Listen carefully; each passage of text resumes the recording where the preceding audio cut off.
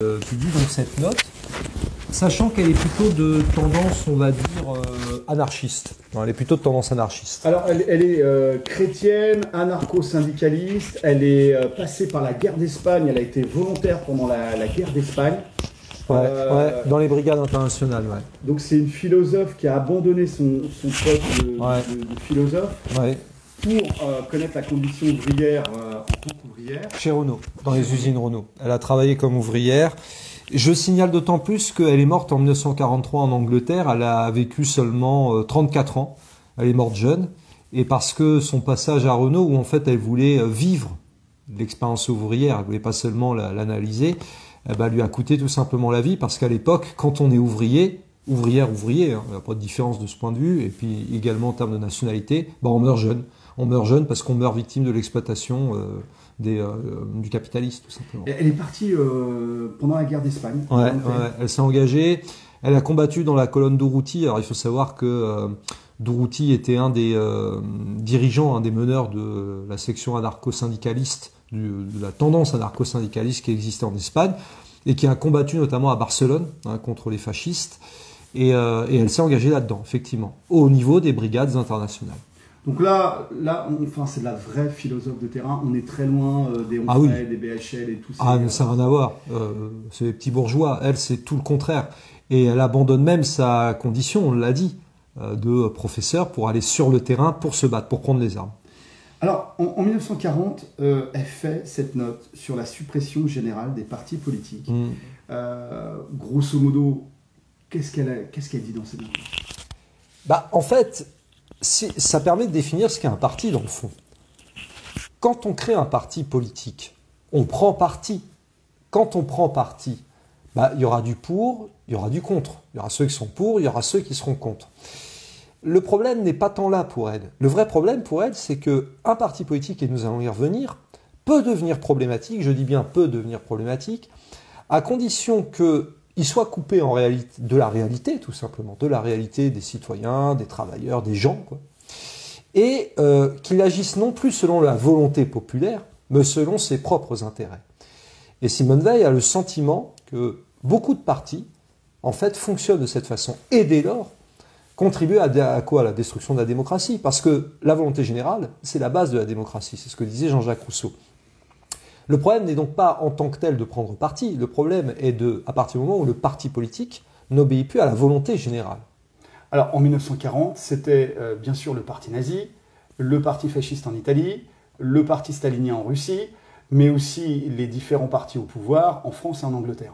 En tout cas, c'est la cible qu'elle a effectivement. C'est-à-dire qu'en tant que professeur de philosophie et anarchiste, elle vise tous ces partis-là, elle vise tous ces régimes.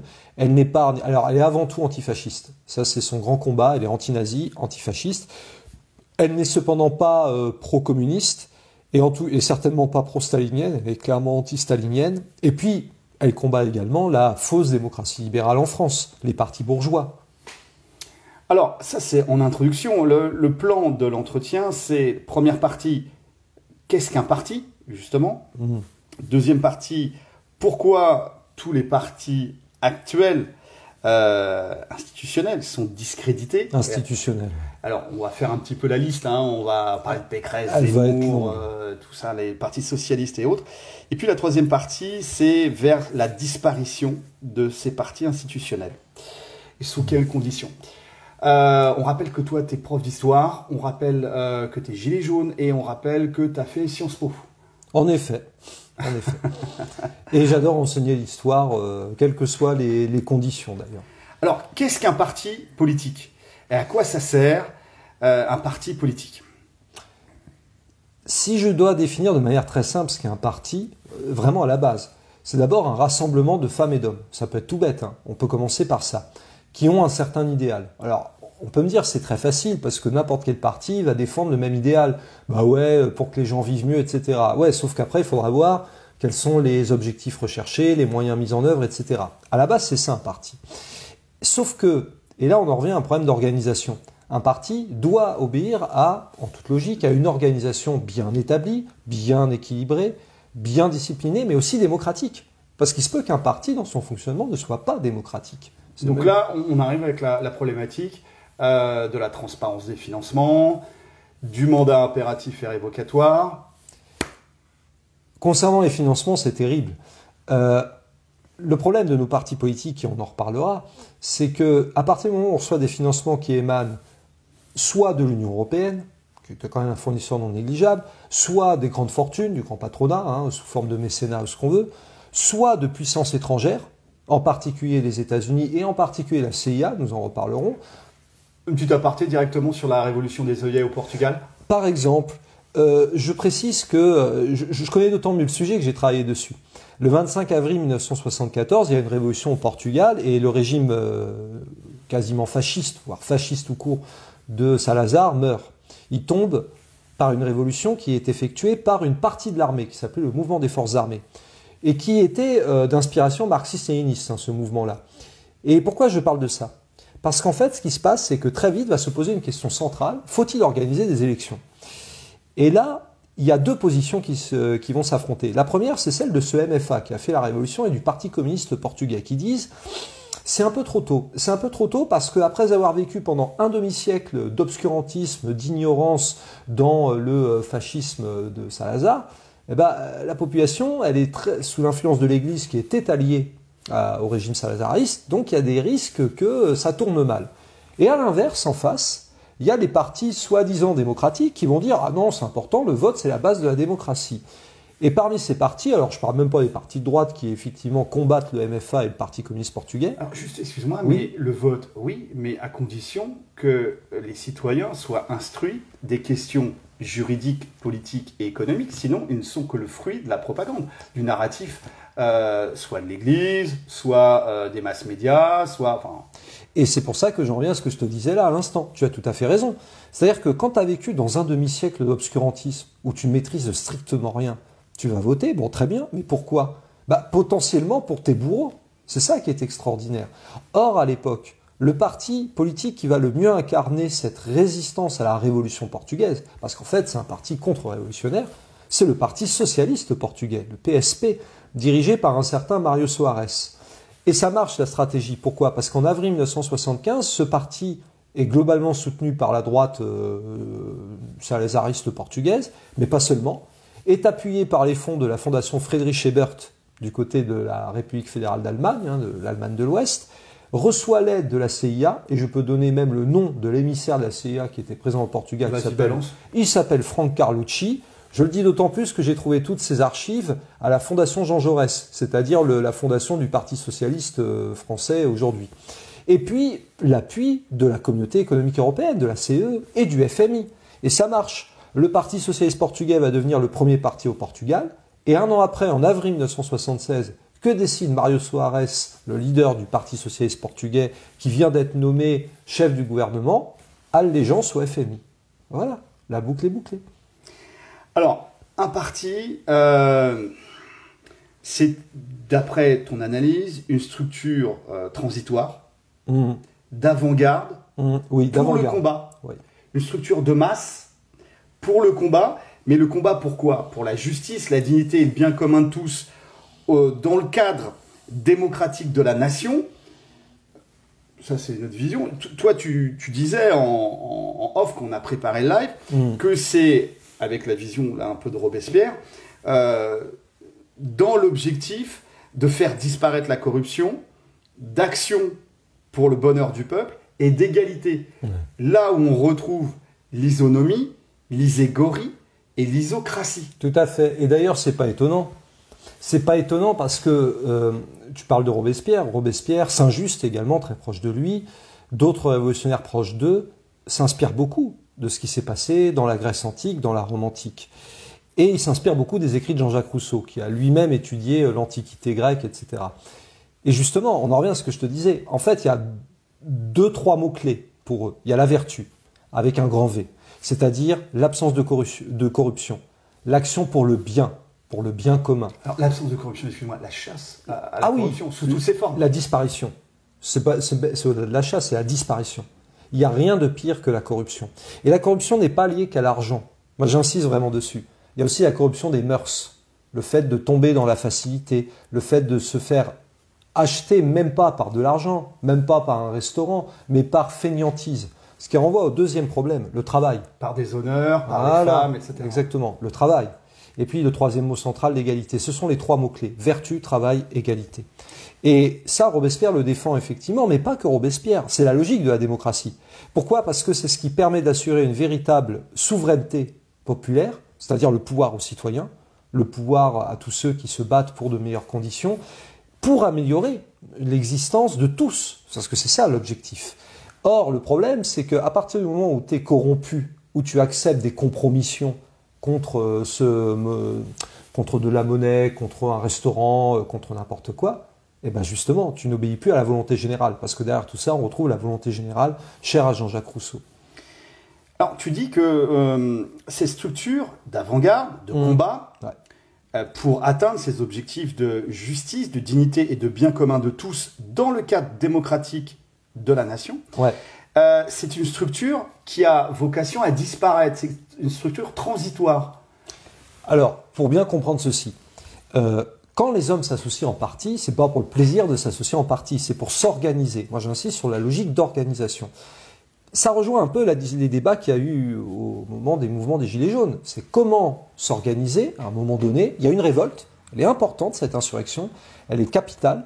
Moi, je suis convaincu que c'est vraiment un événement historique et je ne le dis pas aujourd'hui, je le dis déjà depuis longtemps, y compris dans mes cours.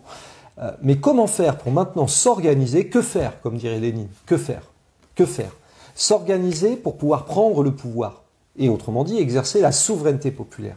Et le parti est perçu effectivement comme un instrument, ça doit être perçu comme un instrument d'avant-garde, de masse, qui est là pour servir les masses et sous le contrôle des masses, pour permettre aux masses d'avoir le pouvoir. Et ça veut dire quoi? C'est que lorsque l'objectif est atteint, l'objectif du bonheur commun, etc., du bien des peuples, etc., le parti n'a plus vocation à exister. Encore aura-t-il fallu, au préalable, éliminer, je dis bien éliminer, tous les obstacles, parce qu'il y aura des obstacles. Je rappelle que lorsqu'il y a la Révolution française, lorsqu'il y a la Révolution en Russie en 1917 ou au Portugal, il y a des tas d'obstacles. Il y a des tas d'ennemis qui ne veulent pas de la Révolution. Et pour cause, puisqu'ils défendent leurs intérêts partisans, de classe, hein, d'ailleurs, de fait. Alors, là, c'est la première partie. Qu'est-ce qu'un parti?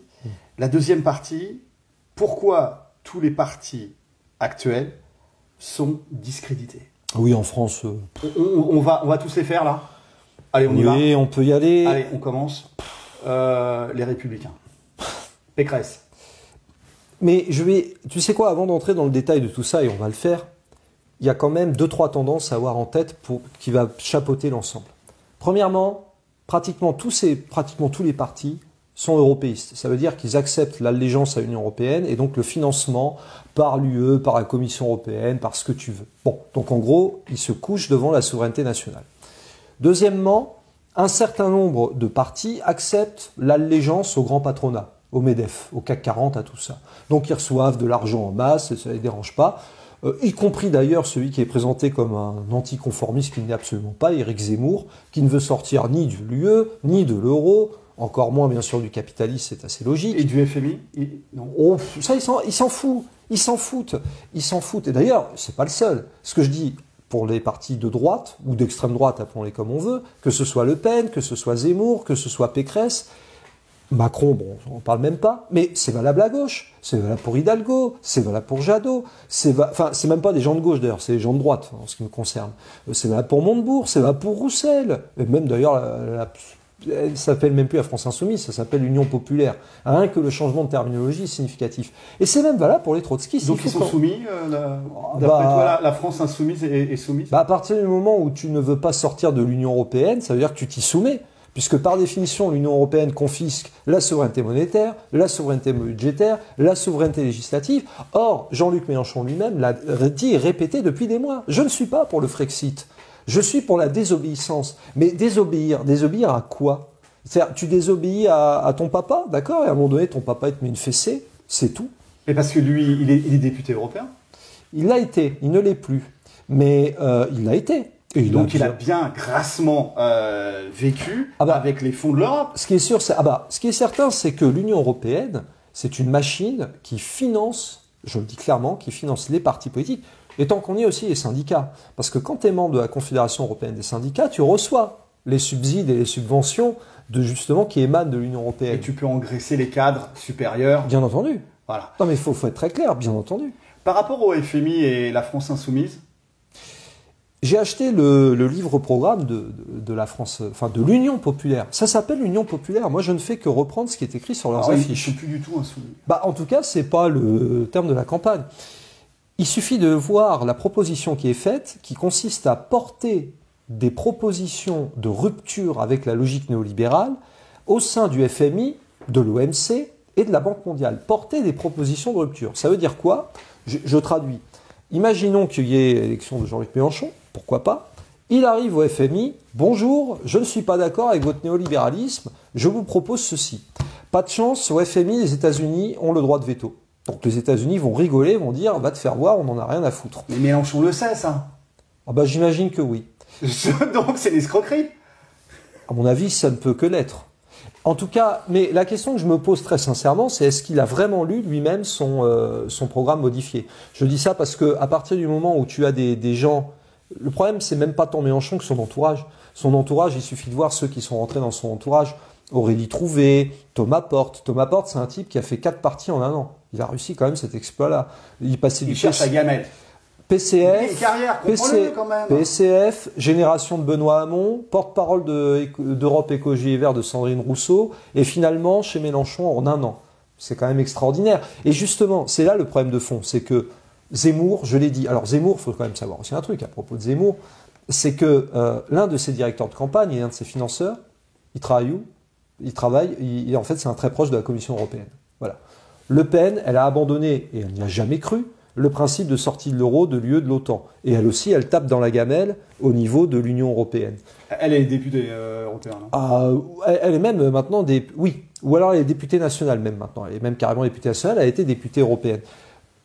Valérie Pécresse, elle est Young Leader. Ça veut dire quoi, Young Leader? Ça veut dire que vous appartenez à la fondation franco-américaine, et il n'y a pas qu'elle. Il y a Dupont-Aignan. Il y a Macron, bon, ça Macron il le a été sait. Young Leader, effectivement. Il a été. Arnaud Montebourg a été Young Leader. Hein. Il y a toute une liste. C'est une succursale de la CIA, les Young Leaders. On avait fait une OP devant chez eux. On avait failli rentrer sur un malentendu à l'intérieur. C'était assez drôle. Parce qu'ils organisaient des tournages artistiques apparemment avec des jeunes dames assez dévêtues. Bref, mais on collait pas, en fait. Tu vois, on faisait trop gueux, on avait planqué les gilets jaunes. Pas assez ricain. Alors, beaucoup disent que en fait, c'est une sorte de structure pour recruter des gens qui seraient sensibles aux intérêts du deep state américain, de Wall Street, hein, pas du travailleur américain. Non, ils s'en foutent. Bien sûr. Non, des mecs qui tiennent les cordons de la bourse aux États-Unis. Il y en a d'ailleurs aussi à Brétigny-sur-Orge, hein, le maire de Brétigny-sur-Orge. Après, on s'étonne qu'Amazon se soit installé aussi rapidement à Brétigny-sur-Orge. Peut-être que, voilà, on est un petit peu, j'allais dire, complotiste ou questionniste sur la question. Ou critique. Est-ce que les Young Leaders, cette French American Foundation, est-ce que ça, c'est une officine, ce qu'on appelle le soft power? La Chine fait exactement la même chose. Hein. Est-ce que ça, c'est ce qu'on appelle le soft power, placer ses pions Placer ses pions sur des personnalités économiques aussi, parce qu'on n'a même pas parlé des patrons, intellectuels. J'en profite pour signaler un ouvrage d'une historienne qui a publié un ouvrage en 2003 qui s'appelle Qui mène la danse, la CIA et les artistes intellectuels, je ne sais plus quoi, pendant la guerre froide. Pendant 20 ans, des tas d'intellectuels en France, artistes, ce que tu veux, bref, ont été clairement financés par la CIA. Elle s'appelle Sanders, hein, c'est son nom de famille. Et en fait, je dis ça pourquoi? Parce qu'effectivement, on place des billes, on investit, j'allais dire, au niveau de la CIA, au niveau de l'impérialisme états-unien. On investit dans des personnalités économiques, culturelles, politiques, dans des partis, très clairement, dans des syndicats. Je rappelle que Force ouvrière est née en 1947 sur financement de la CIA et que celui qui était chargé de l'opération s'appelait Irving Brown. Et il avait d'ailleurs été syndicaliste lui-même aux États-Unis, donc il connaissait un peu le truc. Bien sûr, ça fait partie de ce combat qui cherche à faire quoi? À faire que la France, qui a toujours eu un noyau révolutionnaire, ça j'insiste, c'est ce que disait Henri Krasuki, un ancien responsable de la CGT, qui à l'époque était encore une vraie CGT, eh bien, a toujours cherché à convaincre, à combattre plutôt, à éliminer ce foyer révolutionnaire en France. Et donc, on finance à base de soft power, à base de corruption, en fait. Ça s'appelle la corruption. Et elle devient généralisée, malheureusement, de plus en plus, à partir du moment où des partis ne misent plus sur quoi? Plus sur leur financement indépendant, je ne dis pas autonome, je dis indépendant, par les cotisations de leurs membres, par des dons également de leurs membres, mais commencent à miser sur l'argent qui vient par-ci de l'Union européenne, par-là du patronat. Et des banques. Ah bah évidemment, les banques. La citoyenne Le Pen, elle avait quand même reçu des financements d'une banque russe. Tout à fait. Ce qui nous amène à d'autres financements. Oui. Solferino, est-ce qu'on est certain que Solferino, le siège du PS, a été payé qu'avec les cotisations des adhérents? C'est pas sûr. Ces banques qui investissent dans ces partis, les partis sont redevables. Et quand ils sont au pouvoir, est-ce qu'ils ne feraient pas des lois en leur faveur? Bon. Écoute, la question est ouverte. Vous avez la réponse. Hein, la réponse est dans la question. On a oublié de parler des écologistes. Bah, déjà, je tiens à rappeler... On est consterné, là. Non, mais en fait, je tiens à rappeler quand même une chose. Et je crois déjà qu'il ne faut même pas leur appliquer le nom d'écologistes. Ne serait-ce que parce que EELV, ça veut dire Europe, Écologie et Verts. Donc le premier mot central chez eux, c'est Europe. C'est même pas écologie, c'est Europe. Il faut quand même le rappeler, ça, c'est tout bête. Ensuite, eux, c'est le symbole parfait de tout ce qu'il ne faut pas faire, si j'ose dire. Allégeance à l'européisme, allégeance aux États-Unis, de plus en plus, allégeance au capitalisme, absolument tout. Et puis en plus, développement de thèses surréalistes, y compris sur l'écologie, au passage, on peut le signaler. C'est pareil, ce sont des amuse-gueules, si j'ose dire, ce sont des amuse-gueules, voilà, et qui servent un petit peu le vote qui se veut bourgeois, un peu anticonformiste, à base de verre sur... wokisme, on en reviendra, oui, on va faire du live là-dessus sur le wokisme et la cancel culture. Quand tu parlais du capitalisme, est-ce que tu pensais à l'ultralibéralisme ou au capitalisme? Parce que le capitalisme, honnêtement, les cafétérias de Kolkhoz ou de Sofkos, c'est dégueulasse. Et pour ceux qui ont voyagé un petit peu en Europe de l'Est après la chute du mur, voilà, les collègues qui l'ont fait, on a pu voir les restes en fait des cafétérias. C'est juste au niveau bien sûr. Au niveau des cafétérias, des kolkhozes, des trucs collectifs, c'est vraiment dégueulasse. Parce que c'est le fruit d'une technostructure. Tu vois, tout est calibré, etc. Alors que le capitalisme, et on pense surtout à tous les collègues gilets jaunes qui sont agriculteurs, artisans, petits patrons, etc. Tout à fait. Tu as tout le génie. Là, tu as toute la liberté de créer des choses qui sont véritablement utiles. Dans ce combat pour la dignité humaine, pour la justice, parce que tu crées aussi, tu n'es pas dépendant d'une autorité administrative pour embaucher, etc.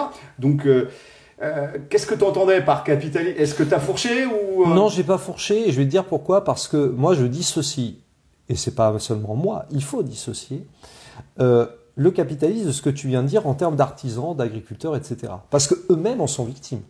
Je vais te donner un seul exemple. Les prêts garantis par l'État, pendant la crise Covid, machin, c'est pas des prêts, c'est un truc que tu dois rembourser. Autrement dit, tu es prisonnier de la logique financière, mais capitaliste. Esclavage de la dette, là. Mais ça, c'est le capitalisme. Et contrairement à ce qu'on peut penser, le petit artisan, etc., lui, c'est quoi? C'est un travailleur, c'est un producteur. Et je le dis d'autant plus que, effectivement, j'ai un engagement politique, mais au-delà de ça, un artisan, un petit commerçant, etc., c'est un travailleur. Ce n'est pas un capitaliste dans le sens... C'est quoi le capitalisme, pour faire simple? En trois conditions, si j'ose dire. 1, tu cherches à faire du profit, c'est tout. Tu cherches à faire du profit et tu t'en fous du reste. 2, pour cela, tu vas miser sur la propriété privée des moyens de production. Je dis bien des moyens de production. D'accord? Et 3, pour cela, tu espères pouvoir avoir aucune entrave. Aucune entrave, y compris en termes de salaire. C'est-à-dire que s'ils ne pouvaient pas avoir de salaire, ça les arrangerait, les types. Pourquoi je dis ça? Loi travail. Effectivement. 2016. Loi chômage. Pas loi travail, loi chômage. Ça, c'est aussi une condition importante. Ne pas parler avec le vocabulaire de l'ennemi. C'est la loi chômage, point barre. C'est là pour détruire le travail. De l'importance des mots. Mais évidemment. Contrôler les mots pour reprendre le narratif, les amis. On est bien d'accord. On est dans le combat, on n'est pas dans la lutte. On fait de la politique au sens noble et premier du terme, puisqu'on s'intéresse aux affaires publiques, aux affaires de la cité. Et on n'est pas partisan, on est partisan de privatif. Des logiques de partis, en tout cas des partis institutionnels. Parce que ce sont des partis institutionnels et c'est ça qui compte le plus.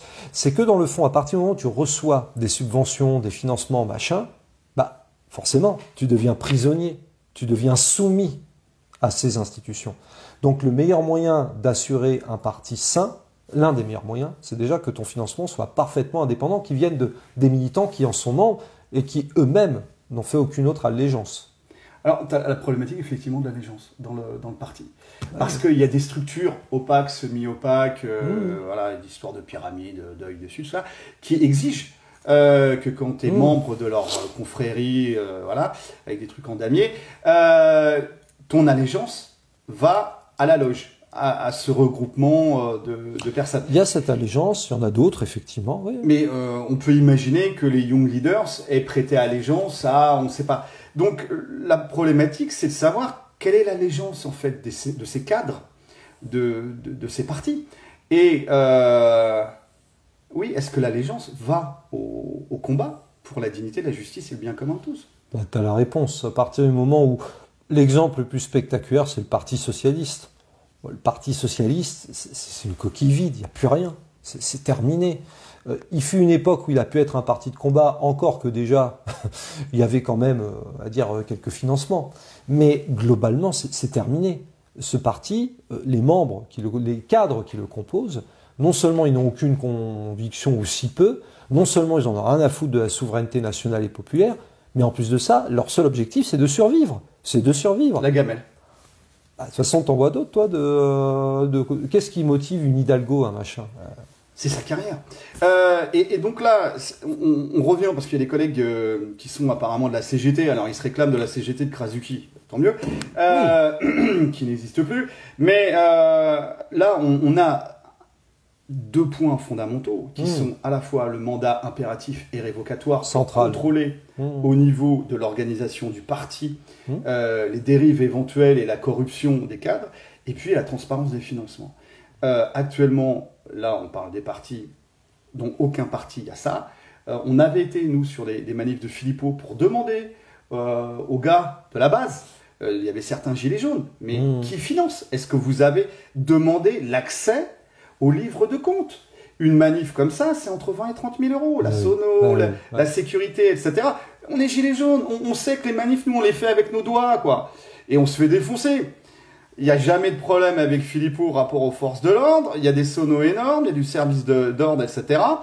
D'où vient l'argent? C'est des questions normales à se poser. Donc, transparence des financements, mandat impératif et révocatoire.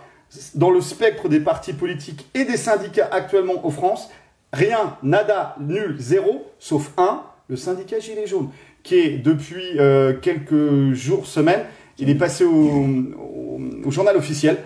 Et effectivement, le syndicat Gilets jaunes est basé sur la transparence des financements, l'absence des subventions et le mandat impératif et révocatoire pour tous ceux qui ont des responsabilités à l'intérieur du syndicat. Donc là, c'était pour répondre aux collègues de la CGT. Donc que les gars de la CGT s'émancipent de la Confédération européenne des syndicats. Parce que par rapport à la CGT, il faut signaler que quand même la CGT vit pas mal, pas seulement, pas exclusivement, mais vit pas mal des cotisations des adhérents. C'est une réalité. 30%. Source Wikipédia, 30%. Si tu estimes que c'est pas mal. Ah non, ça peut être beaucoup plus. Ça, je suis tout à fait d'accord. Après, ça dépend aussi, ça dépend si tu veux, ça dépend des unions locales, ça dépend des unions départementales. C'est en cela. Il faut bien avoir en tête que la CGT, tu as la Confédération nationale qui est effectivement la CES, tout ce que tu veux, machin. Tu as peut-être aussi des fédérations très clairement qui pareil, mais tu as aussi, il faut jamais l'oublier, je le dis par rapport même aux camarades de la CGT qui peut-être pourraient répondre ceci, qui te diront, mais moi, dans mon union locale, tout mon argent, il vient exclusivement des cotisations, machin. Et c'est vrai, ça existe. Mais là n'est pas le problème. Le problème, c'est que, et ça rejoint aussi la question de, finalement, mais qu'est-ce qu'on doit faire vis-à-vis de ces partis ou de ces syndicats de manière générale?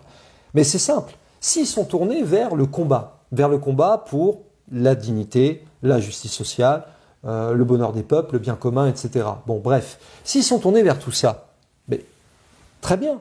Mais si ils sont dans une autre logique, celle de perpétuer finalement le système en place à travers des compromissions, des trucs machin, s'accommoder. Là, il y a un problème. On a vu ça à Amazon. On a vu ça à Amazon. Le syndicat Gilets jaunes a déclaré à la DRH d'Amazon, nous sommes là pour défendre ce qui reste du droit du travail, les conditions de travail de nos collègues, mais aussi pour changer Amazon, Lille, Senlis et Brétigny-sur-Orge, pour commencer, en coopérative de salariés associés. Ouais. Là, la DRH Amazon, elle a une sorte d'hémiplégie faciale, elle a regardé fistement le mur, elle a titubé, elle est partie avec tout son staff, suivie par la CGT, Sud, CFDT et tous les autres petits syndicats.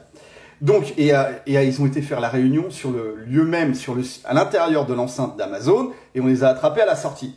Et là, on avait des collègues gilets jaunes, mères de famille, qui étaient très remontés. Et comment dire, avec les sociotraites, il y a un retour du réel. Donc là, on attend, nous, que le PS, soi-disant parti révolutionnaire, ou le Parti communiste, ou l'Europe Écologie Les Verts, disent, voilà, notre combat, c'est instaurer des coopératives de salariés associés dans les monopoles oligarchiques pour les briser, tout simplement. Ah ben, on attend même au-delà du moyen de dire qu'on va les briser. C'est-à-dire on attend même, enfin, moi j'en attends rien. J'attends rien du PS, ni d'Europe Écologie Les Verts, ni de Fabien Roussel, ni du trotskiste, ni d'ailleurs de Jean-Luc Mélenchon. On n'attend pas de ça parce qu'on sait que ça n'aura pas lieu. C'est-à-dire, ça veut dire quoi? Ça veut dire mettre fin à toutes les institutions de soumission. Et elles sont très simples, les institutions de soumission. Elles s'appellent Commission européenne, Banque centrale européenne, FMI, OMC, Banque mondiale. OMS, si tu veux. Il n'y a rien à négocier. On est en pleine pandémie. Regarde la position des syndicats, la trahison des syndicats. Qui fait le boulot? Ce sont des collectifs montés à partir de citoyens qui ont été révoqués, etc. C'est le syndicat Gilets jaunes, et j'en reparle parce que c'est vraiment exemplaire, des gars qui venaient du site du syndicat commerce indépendant démocratique, qui ont créé ex nihilo, à partir de rien, le syndicat Gilets jaunes, pour aller combattre d'un point de vue juridique, apporter une aide juridique aux soignants qui étaient mises à la porte de leur... oui, parce que avec leur passe... 5400 lits en 2020. Hein, donc. Mais moi, j'insiste vraiment sur les instances que j'ai citées pour une bonne raison, parce que ce sont elles qui ont le pouvoir. Ce sont elles ont le pouvoir juridique, elles ont le pouvoir économique, elles ont le pouvoir politique. Et à partir du moment où tu expliques que ton alternative, c'est « on va discuter à l'intérieur pour qu'il y ait moins de néolibéralisme, blabla, machin », en fait, t'es prisonnier, tu resteras soumis. Ça manque de radicalité. C'est par définition. J'allais même dire ça manque du sens. J'allais même dire du sens matériel des choses, tout simplement. Et évidemment, ça nécessite de la radicalité, parce que les êtres humains pendant ce temps-là, le genre humain, parce que c'est le seul véritable genre, le genre humain. Et le genre humain pendant ce temps, il se casse la figure. Il est plus capable de subvenir à ses besoins élémentaires, primaires. 11 millions de pauvres en France. Ouais. Une famille sur trois. Une famille sur trois n'arrive plus à faire 3 repas par jour en France. Combien d'entre vous, les amis qui écoutez, combien d'entre vous arrivez à vous faire soigner les dents? Non, mais combien? Oui. Et combien de travailleurs, de gens qui travaillent, n'ont pas un logement? Tu veux qu'on donne la liste? Et comment tu veux qu'un cadre de la CFDT, on avait fait une OP sur Laurent Berger qui faisait un... Je l'ai vu passer un jour à côté de nous, je te promets qu'il ne nous a pas beaucoup regardé. Laurent Berger, lui, il a combien? 5 000, 6 000 par mois. Martinez, il a combien? Qu'est-ce qu'il en a à foutre de notre condition, en fait? Mais lui, il est valet, il fait son travail de valet. Après, là, c'est un appel à la base. Les gars, émancipez-vous. Émancipez-vous de ces structures qui ne font que trahir et ce ne sont plus des contre-pouvoirs. Et j'insiste sur un point. Le problème n'est pas la structure en tant que telle. Le problème, c'est son fonctionnement et ceux qui la font fonctionner. À partir du moment où on accepte effectivement d'être ce qu'on appelle un syndicat d'accompagnement, où on accepte partenaire social. Oui, ce genre de truc, mais le dialogue social, ça n'a jamais existé. Faut arrêter. C'est un rapport de force. Du délire, mais évidemment. Quand tu es dans le dialogue social, tu es dans la compromission, tu trahis, tu es dans la collaboration. Par définition, l'histoire n'est que rapport de force. Je veux dire, quand on se gargarise des droits de l'homme en France, mais ils ont été obtenus comment? En allant à la table discuter avec Louis XVI ou en lui coupant la tête? À un moment donné, il faut se poser la vraie question. Donc à partir du moment où on refuse de poser ces questions, à partir du moment où on continue de se mouvoir dans des institutions qui, par définition, et corrompent et asservissent, c'est les deux, et à partir du moment où on reste dans ce cadre-là, on ne peut que, au mieux, arriver à trouver un compromis extraordinaire, au pire trahir, c'est sûr. Donc, vive le mandat impératif et révocatoire à l'intérieur des syndicats et à l'intérieur des partis politiques. Je le signale que d'ailleurs, par définition, la rotation des cadres, la capacité à n'importe quel militant à devenir un cadre et à rendre des comptes, etc., c'est la base historique. Après, elle a pu être dévoyée, c'est un autre problème, mais c'est la base historique, par exemple, d'un vrai, je dis bien d'un vrai parti communiste. Ça a toujours été ça, la logique. Ne pas faire carrière. Non. Ne pas utiliser... on est tous pervers narcissiques à un degré ou un autre. Oui. Mais il y a... c'est établi. Il y a... à la tête de tous ces partis-là, des pervers narcissiques, alors on a Macron, bon, voilà, mais on a à la tête de toutes les structures syndicales ou de partis, des pervers narcissiques qui ne vivent que par leur image et qui sont prêts à tout, à toutes les corruptions, à toutes les bassesses, toutes les trahisons. En tout cas, on a beaucoup trop d'exemples récents, dans plein de partis politiques, c'est incontestable. Robespierre un peu moins quand même. Ah bah, imagine que son surnom, à l'époque, de son vivant, pas après sa mort, mais de son vivant, c'est l'incorruptible. Ça veut dire quelque chose quand même. Quand déjà de ton vivant t'es surnommé l'incorruptible, c'est que finalement tu tombes dans le bon sens. Tu es dans le bon sens, tu impulses la bonne dynamique. Et effectivement, si tu veux un contre-exemple parfait, imagine que Yann Brossa est adjoint d'Anne Hidalgo à la mairie de Paris, donc ça va, ça se passe bien, et en même temps le directeur de campagne de Fabien Roussel. Et tu veux espérer quoi avec ça? Tu veux espérer quoi? Donc les amis, vive la transparence des financements. Mort aux subventions et à tout ce qui est corruption. Voilà. La corruption. Vive les mandats impératifs et révocatoires. Et faites des partis politiques, mais sur des bases saines. Tout à fait. D'organisation. Et des syndicats aussi, sur des bases saines d'organisation, de mandats impératifs et révocatoires, d'indépendance des financements et de combat dans le sens, comme on l'a dit, du bien commun, de tous. Voilà. La justice et la dignité. La vertu, l'égalité. Bah c'est un programme robespierriste. En quelque sorte. Force et honneur les amis, on lâche rien. À très bientôt.